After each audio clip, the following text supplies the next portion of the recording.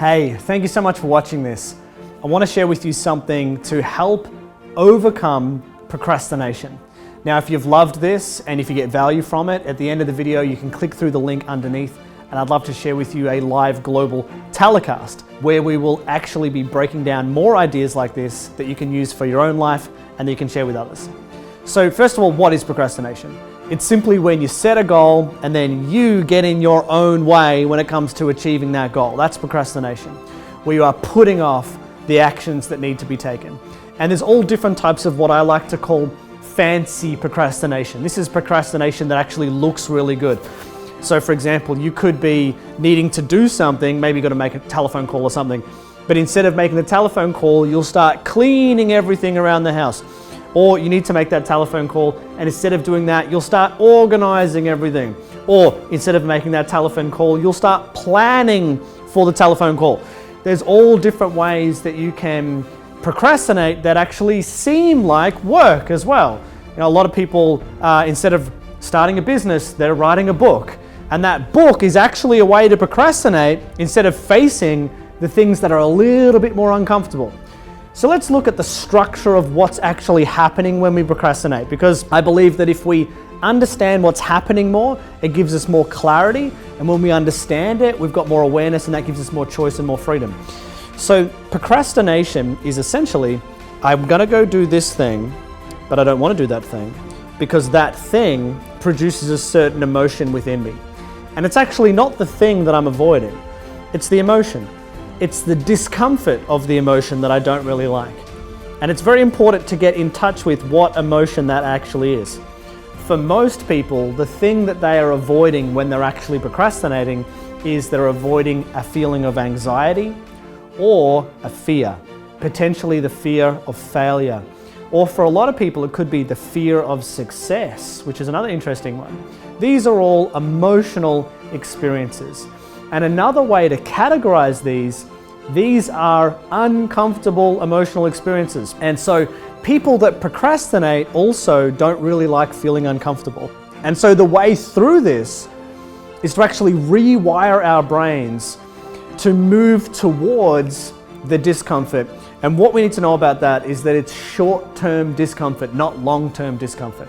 Now, interestingly, if we procrastinate on a regular basis, what we're doing is we're actually trading short-term comfort because we don't have to deal with the uncomfortable emotions. We're going to move away and distance ourselves from them and do something that's more comfortable.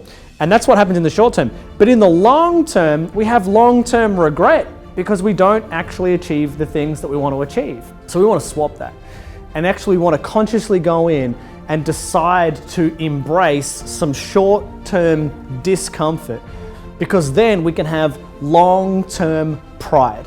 We can see ourselves in the future and we can look back and we can say, you know what, I'm proud of myself because I did that. Even though I felt like not doing it, I did it anyway. For example, a lot of people have some hang-ups around asking for help.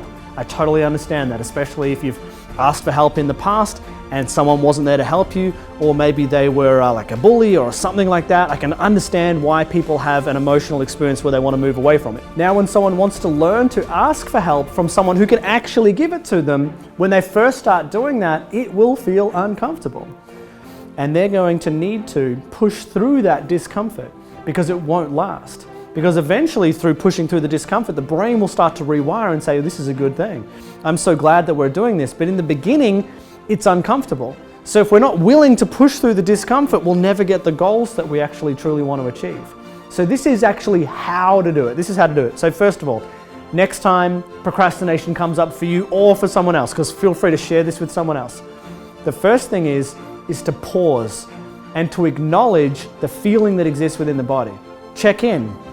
What am I feeling right now? I'm feeling a little bit anxious. What am I feeling right now? I'm really worried. What am I feeling right now? I really don't want to make a mistake. Get clear on what the emotion is. Then the second thing is validate yourself or validate the person. A lot of the time people are very unkind to themselves and they say things like, I shouldn't be feeling that, and I should feel confident, and why am I so nervous? And it's like this internal berating of our emotional state. That doesn't work. That just makes it worse. So instead, we want to be kind and validate ourselves and say, for example, it's okay to feel anxious. It's okay to feel scared. It's okay that I'm feeling this. They're very, very powerful, self-soothing words that we can use for ourselves. Then the third thing is to take action anyway and embrace the discomfort. Tell yourself that you're okay. I'm okay. I can handle this discomfort. And consciously move towards the uncomfortable feeling. Now, this might seem a little bit weird, but when we are moving away from a feeling, that takes a whole bunch of energy and actually gives us more anxiety.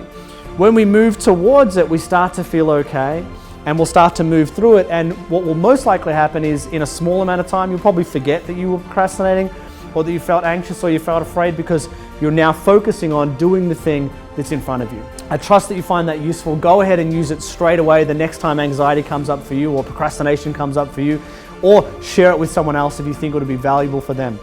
And if you've resonated with this and if you've seen value in it, go ahead and click the link below. I'd love for you to head over to the other page where I'd love to share with you more about a live global broadcast that we're running. What I just shared with you just now could be a coaching session. It could be something that you could share with a client or even with yourself for self-coaching. And if you'd like to find out how you can do even more of that and share more of that with people around you, go ahead and click the link below, and I hope to see you on the other page.